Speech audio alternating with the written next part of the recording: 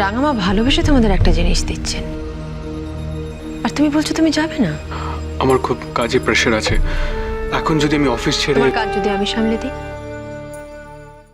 দরকার হলে আমি অফিসেও যাব, কিন্তু এক্ষেত্রে তুমি না বলবে না।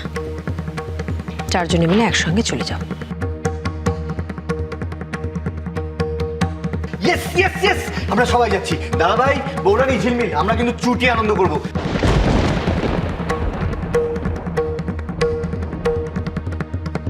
না না, ইমিডিয়েটলি তিস্তাকে ব্যাপারটা জানাতে হবে, এক্ষুনি ফোন করতে হবে ওকে।